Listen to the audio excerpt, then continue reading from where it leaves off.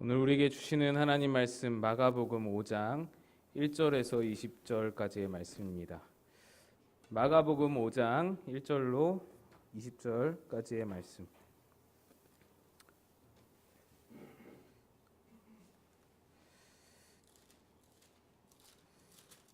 마가복음 5장 1절에서 20절까지 교독하겠습니다. 제가 먼저 읽습니다. 예수께서 바다 건너편 거라사인의 지방에 이르러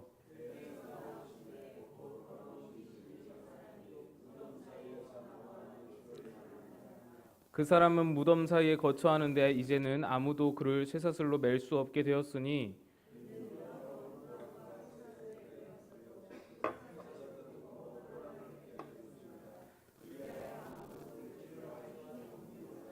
밤낮 무덤 사이에서나 산에서나 늘 소리 지르며 돌로 자기의 몸을 해치고 있었더라.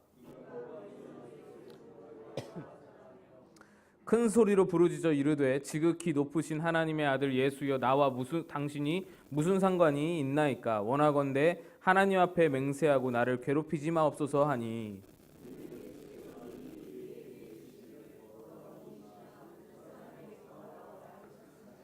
이에 물으시되 내 이름이 무엇이냐. 이르되 내 이름은 군대니 우리가 많음이니이다 하고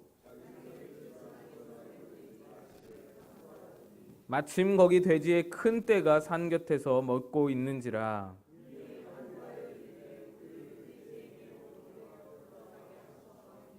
허락하신 데 더러운 귀신들이 나와서 돼지에게로 들어가매 거의 2,000마리 되는 떼가 바다를 향하여 비탈로 내리다라 바다에서 몰사하거늘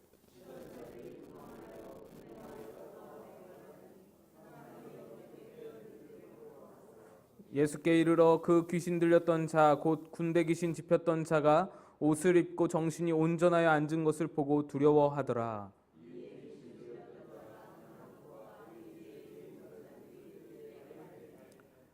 그들이 예수께 그 지방에서 떠나시기를 간구하더라.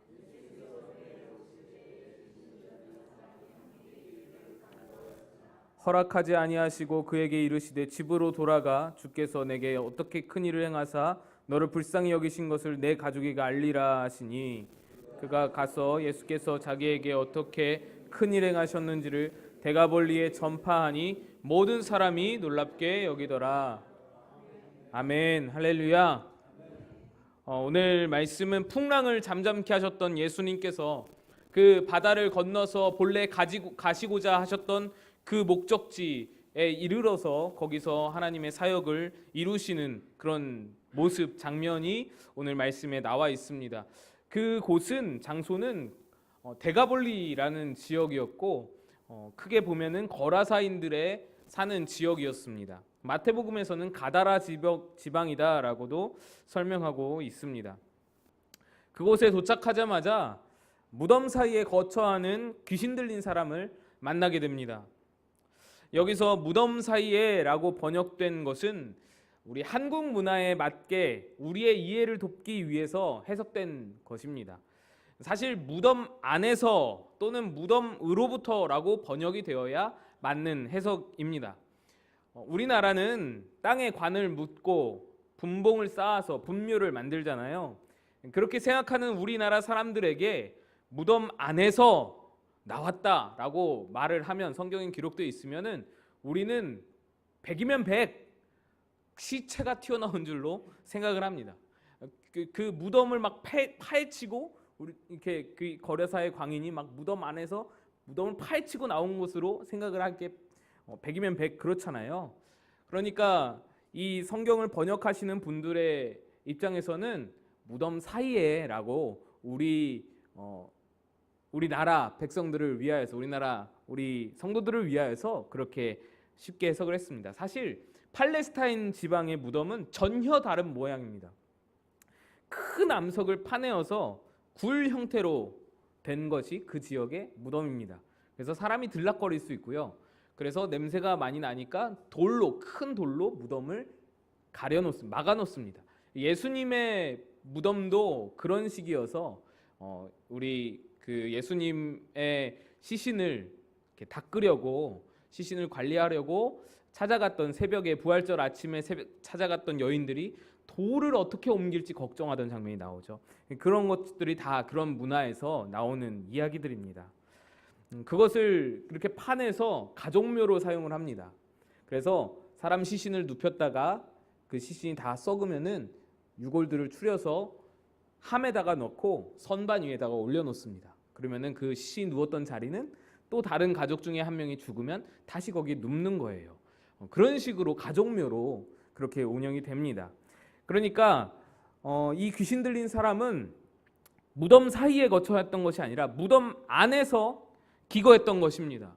무덤 안에서 시신이 누워있는 그런 빈자리를 찾아다니면서 거기 안에서 누워서 자다가 일어나서는 또 튀어나와서는 막 난리치고 이랬던 것이죠.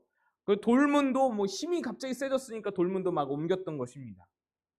이 귀신 들린 자에게 몇 가지 특이한 증상이 있었는데 말씀드린 대로 무덤에 거주하고 쇠사슬과 고랑을 메어놔도 여러 번 끊고 깨트리면서 그 무덤 돌을 옮길 수 있는 그런 아무도 제어할 수 없을 정도로 힘이 셌고 소리를 지르고 밤잠도 없고 돌로 자기 신체를 막 자해한다라는 것이었습니다. 귀신 들린 자의 특징입니다.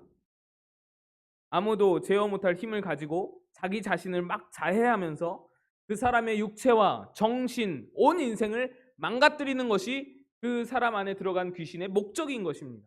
망가뜨리는 거예요. 못 쓰게 만드는 거예요. 여러분, 그 지역 사람들이 얼마나 무서웠을까요? 그 사람 한 명으로 인해서 얼마나 무서웠을까요? 두려웠죠.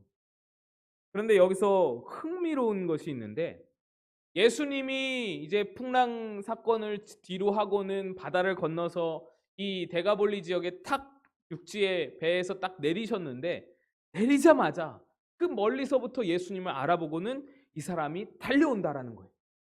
달려와서는 절을 하는 겁니다. 예수님 앞에 막 절을 합니다.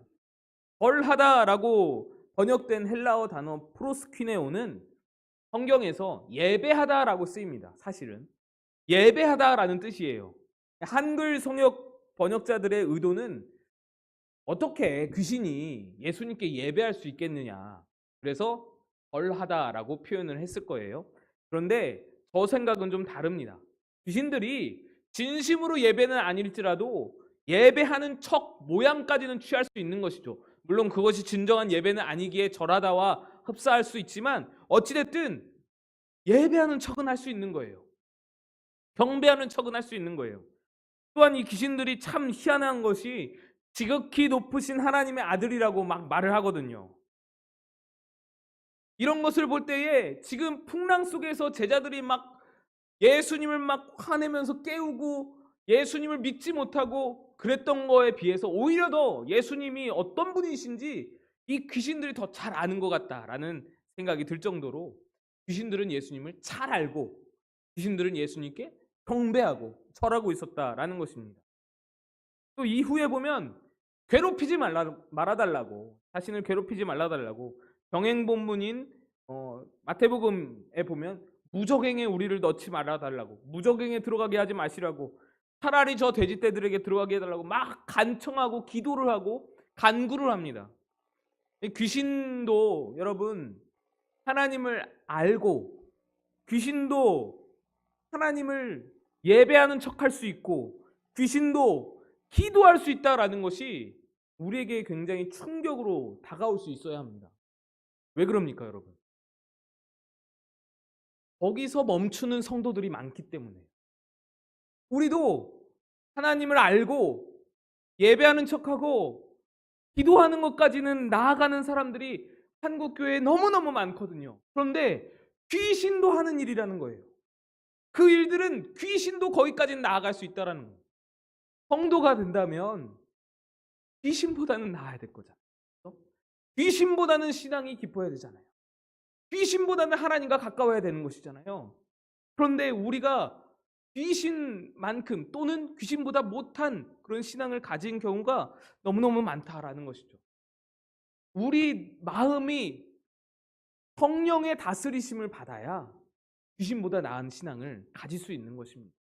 예수님께서 우리 마음을 주관하셔서 예수님이 우리의 주인 되셔서 그분의 뜻대로 살아가는 삶이 되어야 귀신보다 나은 신앙이라는 것이.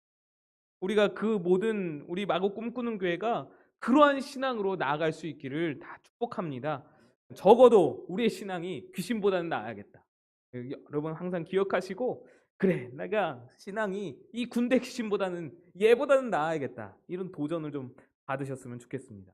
이 귀신의 이름이 말씀드린 대로 군대입니다. 군대. 많은 귀신이 무리를 짓고 있었던 것이죠. 이 귀신들은 이 마을을 떠나기를 원치 않았어요. 이 마을에서 계속, 이 마을이 아마 귀신들이 살기에 좋았던 모양이에요. 이 귀신들이 너무너무 활개치르고 다니기에 너무 환경이 좋았던 것 같습니다. 그러니까 마을에서 떠나기가 싫은 거예요. 이 사람들 너무 괴롭히기 좋은 거예요. 귀신들이 편하니까 제발 예수님 앞에 기도합니다. 제발 저희를 여기서 쫓아내지 말아달라고, 돼지들에게 들어가게 해달라고. 예수님께서 허락하셔서 2,000마리의 돼지떼가 바다로 떨어져 몰살당하게. 사실 이러한 일이, 돼지떼가 몰살당하는 그런 일이 지금 오늘날 일어난다면, 어느 돼지 축사에서 예수님이 오셔서는 귀신을 쫓아내셨는데 갑자기 돼지떼가 미친 듯이 막 달려가서는 바다에 막 다 빠져서 몰살당했다 그러면은 예수님은 고소고발 당하죠. 그거는 자명합니다. 돼지 2,000마리가 보통 재산인가요, 여러분? 엄청난 손해잖아요. 실제로 사도 바울과 실라가 귀신의 힘을 입어서 빌어서 점괘를 치던 여인을 건지기 위해서, 그 한 영혼 건지기 위해서 귀신을 쫓아냈잖아요. 그랬더니 귀신 들린 여자로 돈 벌어먹던 사람들이 이 바울과 실라를 붙잡아서 심하게 매질을 하고 이 바울과 실라를 옥에 가둬버리잖아요. 그래서 그곳에서 찬양하면서 기적이 일어나고 그런 일이 일어났던 것이죠. 예수님도 충분히 고소고발 당할 수 있는 그런 조건이 되었을 겁니다. 고소고발 당하지는 않았지만 돼지를 소유하고 있던 소유주들은 아마 비슷한 감정을 느꼈을 거예요. 저 사람 뭔데 우리 일을 방해하냐? 저 사람 뭔데 우리에게 손해를 끼치냐? 저 사람 뭔데? 이런 생각이 들었겠죠. 그래서 그들은 예수가 이 지역에서 떠나시기를 간청합니다. 예수님더러 부탁하오니 떠나주세요 라고 간청하는 것입니다. 제가 주일에 목사님으로부터 놀라운 이야기를, 목사님 아들이 동영상을 보고 전생이 나오는 모습인데 갑자기 깼는데 말이 안 나오고 그랬다는 거예요. 악한 영이 지배하는 상황이었던 거죠. 그래서 이제 엄마가 놀래서 너무 당황해서 그 아이를 붙들고 기도하고 또 다른 분께 전화해가지고 기도 부탁을 하고 막 그렇게 해서 겨우겨우 아이가 이제 돌아온 거예요. 돌아왔어요. 하나님 은혜죠. 하나님께서 지켜주셨죠. 보호해 주신 거예요. 근데 그 아이가 하는 말이 그랬대요. 엄마, 또 형 손 붙잡으면서, 형, 예수님 살아계셔. 내가 하려고 하지 않았는데 누군가가 나를 주장해서 성경을 막 찾아보게 하고 누군가가 나를 주장해서 내가 막 기도할 수 있었어. 이렇게 이야기를 했대요. 그래서 얼마나 감사한 일이에요. 하나님께서 보호하시고 성령께서 악한 영을 쫓아내시고 성령께서 지켜주신 거예요. 그러고 나서 그 아이가 저쪽에 어떤 여자 서 있다고 그렇게까지 얘기를 했으니까 얼마나 호시탐탐 노리고 있었겠어요, 그 아이를. 저도 비슷한 일을 경험한 것이 있는데, 제가 초등학교 3학년 때쯤에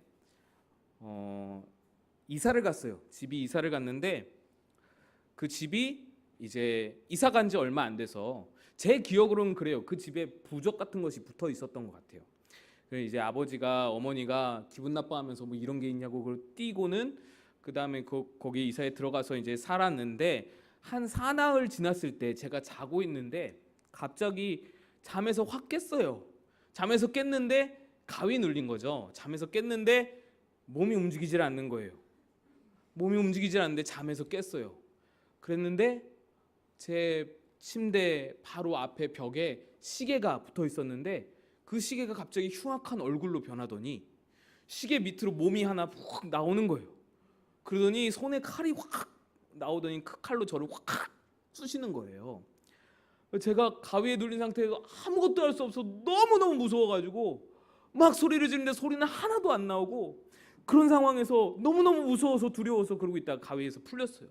그래서 당장 아빠한테 가서 아빠한테 이야기해서 아버지가 그 벽을 잡고 그 벽을 얼마나 치시던지 치시면서 기도를 해주셨어요. 막 치시면서 아빠 손이 아마 많이 아프셨을 거예요. 치시면서 기도를 하고는 그 뒤로는 괜찮았어요. 그 뒤로는 한 번도 제가 가위에 눌리거나 그러지 않았어요. 제가 경험한 것과 우리 주일에 그 집사님께서 저에게 말씀해 주신 그런 것들을 살펴볼 때에 믿음이 연약한 자들에게 귀신이 틈탈 수 있습니다. 믿음이 아직 성숙하지 못하고, 여러분들은 귀신 잘 못 해보시잖아요. 막 귀신이 나의 몸을 주장하고 이런 거 잘 물론 해보신 분들 있겠지만, 지금 믿음이 강성하면요 귀신이 범접도 못해요. 근처에 따라오지도 못합니다.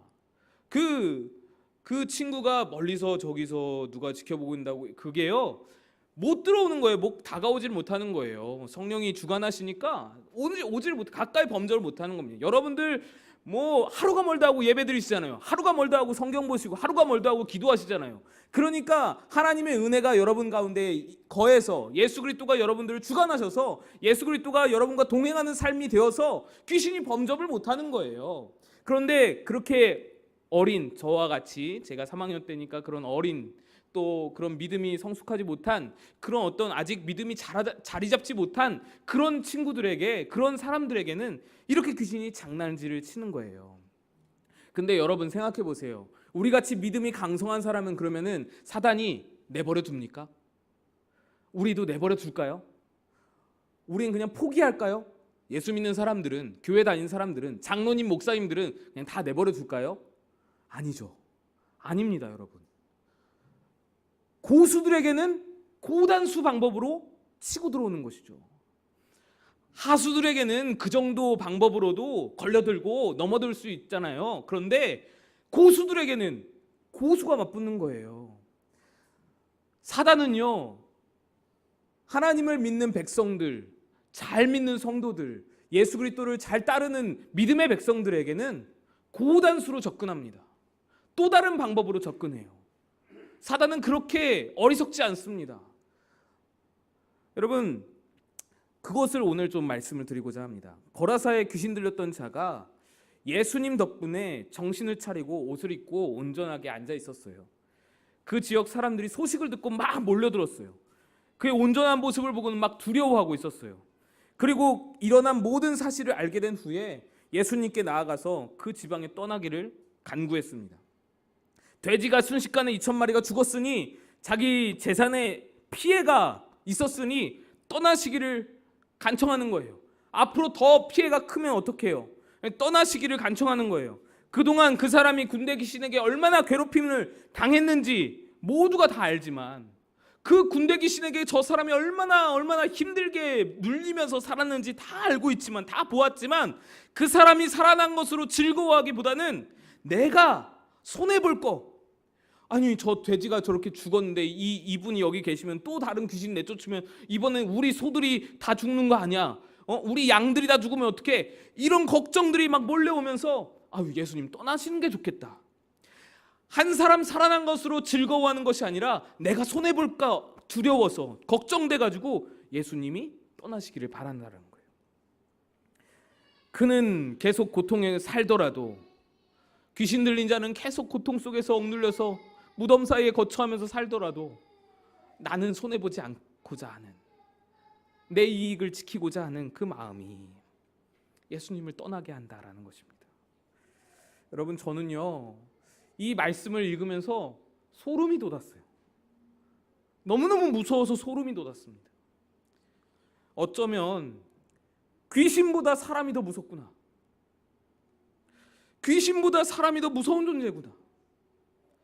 엄청난 힘을 가지고 사람의 육체와 정신을 망가뜨렸던 그 군대 귀신도 예수님 앞에 굴복하고 예수님의 말씀대로 사람에게서 떠나서 돼지떼에 들어가 버리는데, 탐욕과 이기심에 사로잡힌 사람들은 예수님 거부하잖아요. 예수님을 쫓아내는 거예요. 당신 나가시라고. 여러분, 누가 더 무섭습니까? 우리가 보기에는 귀신 들렸던 사람은 이제 귀신은 떠났지만 인생이 완전히 망가졌고 몸도 성하지 않으며 많은 것을 잃어버려서 불쌍하기 그지없어 보이죠. 다 잃어버렸잖아요. 뭐가 남았겠어요? 그런데요, 여러분, 실상은 그렇지가 않습니다. 귀신에 사로잡혔던 그 사람은 오히려 예수님을 만났어요. 그러면서 이 사람의 인생이 변화되는 거예요.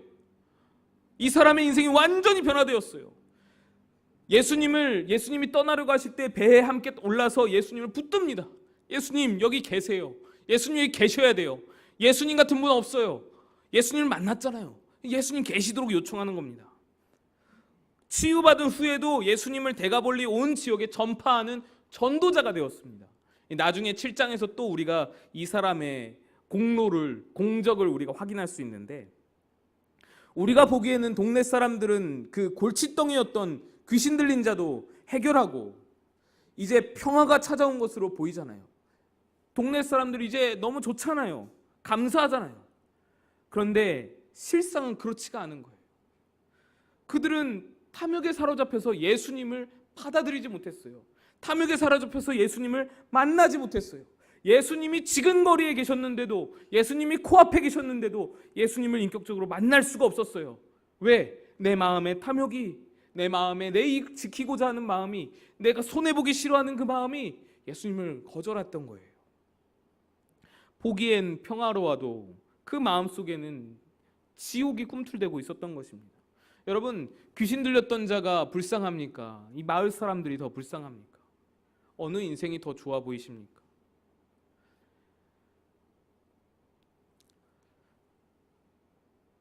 여러분, 탐욕은 귀신보다 무섭습니다. 사탄이 고수에게 다가가는 방법은 탐욕입니다. 사탄이 고수들에게 사용하는 방법은 이 탐욕을 자극하는 것입니다. 욕심을 자극하는 것입니다. 탐욕이 군대 귀신보다 더 예수님을 멀어지게 하는 것입니다. 귀신 들린 것은 증상이라도 확연하게 드러나서 보자마자 대처를 할 수 있고 치유할 수 있고 얼른 기도로 물리칠 수 있지만, 탐욕은요, 너무너무 무서운 것이 소리 소문 없이 우리를 집어삼키는, 확실히 드러나 보이는 어떤 증상이 없이 우리의 눈을 가리우기 때문에 더 무서운 것입니다. 여러분, 그리스 신화 중에서 트로이 목마 얘기 여러분 잘 아시죠? 트로이 목마 이야기. 실제로 있었던 그 트로이아 전쟁을 바탕으로 그려진 이야기잖아요. 그리스와 트로이아의 전쟁이 한창일 때 이 트로이아 그 성벽이 너무 강건해서 그리스 병사들이 뚫을 수가 없는 거예요. 이 성벽을 도저히 이걸 넘어설 수가 없습니다. 그래서 10년 동안, 1년도 2년도 아닌 10년 동안 이 트로이아가 성공적으로 그리스로부터 방어를 했어요. 그런데 어느 날 그리스 군이 성문 앞에서 커다란 목마를 놔두고는 철수를 했습니다. 큰 목마를 만들어서는 그 트로이아 성문 앞에 놔두고는 그리스 군이 다 철수를 했어요. 트로이아 그 성벽에서 감시하던 사람들이 보고는, 야, 이 그리스 사람들이 자신들의 패배를 인정하고 우리한테 전리품을 놔두고 왔구나, 우리한테 선물을 놔두고 왔구나 그랬잖아요. 그래서 성문을 열고 그 목마를 드렸습니다. 성 안으로 드렸어요. 그리고는 성문을 닫고는 편안하게 잠을 잤잖아요. 그랬더니 그 트로이 목마에서 특공대가 한밤중에 나와서는 문을 열고 퇴각하는 척했던 그리스 병사들은 다시 다 회군하여서 이 트로이 성을 점령했다라는 이야기가 바로 트로이 목마 이야기입니다. 무혈입성한 거예요. 트로이아 왕을 죽이고 도시를 불태웠습니다. 여러분, 이 이야기에서 우리에게 주는 교훈이 무엇인가요? 창과 칼을 들고 투석기를 끌고 오면 우리가 긴장하여서 최선을 다해서 싸워서 잘도 막아냈던 트로이아 성입니다. 뭔가 무기를 가지고 와서 막 힘으로 맞대결하면 그걸 어마어마하게 잘 지켜내서 10년 동안 방어해냈던 트로이아예요. 그런데 보잘것없는 목마 하나는 경계하지 못해서 방심하고 그것을 들였다가 멸망하게, 하루아침에 멸망하는 거예요. 10년 동안 지켜냈던 성을 하루아침에 멸망하게 되는 겁니다. 여러분, 오늘 본문도 바로 이것을 우리에게 이야기해 줍니다. 우리 신앙인들에게 진정 무서운 것은 드러내놓고 공격하는 그런 군대 귀신이 아니라는 거예요. 그거요, 기도하면은 다 물러갑니다. 그거요, 찬송하고 말씀 보면은 우리 친구가 했던 것처럼 찬송하고 말씀 보고 그러면은 한 방에 물러갑니다. 군대 귀신보다 더 무서운 거는 우리 눈에 보이지 않게 부지부식간에 우리 가운데 찾아오는 그런 마음들, 그런 사단이 심어놓는 마음들, 미움, 시기, 질투, 탐욕, 이런 것들이라는 것이죠. 어떤 이는요, 한국 교회가 위기라고 말하면서 세 가지 이유를 말합니다. 첫째는 이슬람의 급성장, 둘째는 동성애, 셋째는 이단, 특히 신천지. 이것도 꽤 오래된 자료라서 제가 최근 자료를 확인하지 못했지만 아무튼 이렇게 이야기를 하는 그런 분이 계셨습니다. 저도 이 세 가지가 한국 교회의 위험 요소가 된다는 것은 동의합니다. 당연하죠. 무서운 것들이에요. 굉장히 위험 요소가 될 만한 잠재적인 위험 요소가 충분히 있는 그런 요소들입니다. 그런데 그거 세 가지 때문에 한국 교회가 위기다, 여기에는 제가 동의할 수가 없습니다. 지금 그 세 가지 때문에 우리가 위기다? 이거는 아니라는 거예요. 이 세 가지는요, 여러분 누구나 잡고 물어보세요. 이것 때문에 위기다 위기다 소리 지르고 대서특필하고 모두가 그것들에 대해서 조심하고 긴장합니다. 이것들은, 이 세 가지, 동성애, 이슬람, 또 신천지, 이런 것들은요, 총칼 들고 우리한테 대결해 오는 눈에 보이는 적과 같은 존재들이에요. 우리가 가까이 오면 긴장을 바짝 하고 이것을 쳐낼, 거부할 그런 어떤 마음의 준비들을 다 하고 있어요. 10년 동안이나 그 성을 지킨 것처럼 우리는 완비하고 있다라고요. 어느 정도 시간이 지나서 상황이 바뀌어서 어떻게 또 변화될지 모르겠지만 지금 현재로서 봐서는 큰 위기는 아닙니다. 그 세 가지는 우리 눈에 빤히 보여요. 우리가 모두 다 위기의식을 가지고 있어요. 여러분, 이게 나쁘지 않다라는 이야기 하는 거 아닌 걸 아시죠, 여러분? 이것이 우리에게 지금 너무 큰 위협이 안 된다라는 것입니다. 근데 여러분, 사탄은요, 그렇게 미련하지가 않아요. 사탄은 그거 안 통한다고 지금 우리를 내버려 두지 않습니다. 한국교회는요, 이미 위기에 처해 있습니다. 말씀드린 세 가지 요소가 한국교회에 본격적으로 침투한 것도 아닌데 위기입니다. 무엇 때문에 그런가? 탐욕 때문에 그렇습니다. 우리가 인지하지 못하는 사이에 한국교회 깊숙한 곳에 이 탐욕이라는 트로이 목마가 이미 들어와 있는 것입니다. 트로이 목마가 성문 안으로 들어왔습니다. 게다가 이미 들어왔는데, 이미 위기인데 아무도 그것에 대해서 위기의식을 갖지를 않습니다. 아무도 소리 질러서 이거 위기입니다, 이거 잘못됐습니다 말하지 않습니다. 여러분, 실제로 이 세 가지 위기라고 말하던 그 위기, 동성애 때문에 교회 문 닫은 교회 없습니다. 미국에는 있을 수 있겠죠. 미국에는 난리가 날 수 있겠죠. 근데 지금 한국 교회 상황에서는 아직은 없어요. 이슬람교도 마찬가지로 이슬람교 때문에 교회에 싸움이 나거나 분열이 나거나 없습니다. 신천지는 있죠. 신천지는 산업기기다, 추수꾼 전략이다 있었죠. 근데 요즘 주춤합니다. 그들의 전략이 완전히 노출되어서요, 그들이 말하는 그런 전략들, 다른 전략들 세우는지는 모르겠지만 일단은 조금 잠잠한 상태입니다. 그런데 여러분, 제가 말하고자 하는 것이 무엇인지 아시죠? 탐욕 때문에 무너진 교회는 셀 수 없이 많습니다. 탐욕 때문에 무너진 교회는 너무 많아서 제가 다 들 수도 없을 정도입니다. 위에 세 가지 위험 요소는 실제 무너진 교회가 얼마 안 되고 앞으로도 얼마 안 될 것으로 보이지만, 탐욕에 의해서 무너진 교회는요, 수없이 많고 지금도 수많은 교회가 탐욕 때문에 사로잡혀서 싸우고 있으면서 탐욕의 희생양은 앞으로도 계속 나올 것으로 보입니다. 이미 탐욕이라는 트로이 목마가 한국 교회에 침투해 들어와서 막 해짓고 다니는 거예요. 근데 누구 한 사람 그에 대해 경보를 울리지 않고 누구 하나 그 때문에 위기다 말하지 않습니다.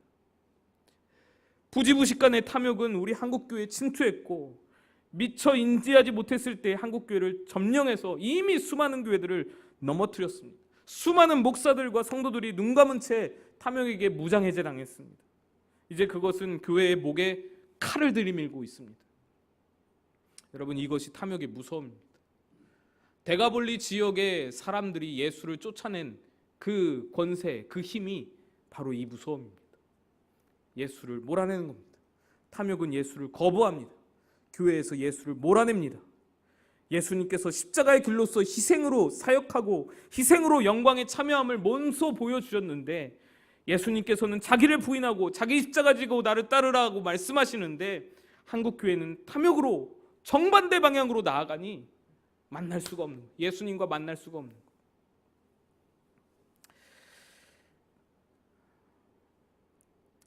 여러분, 제가 너무나도 존경하던 목사님들이 몇 년 전까지, 그러니까 요새는 뭐 좀 덜하는데 요새는 아예 내려놓고 포기했는지도 모르겠습니다. 그런데 제가 고등학교 시절, 대학교 시절 책 사보고 너무나 이렇게 좋아서 그 녹음 테이프, 설교 녹음 테이프 들어보고 설교집 사서 읽어보고 그랬던 목사님들이요.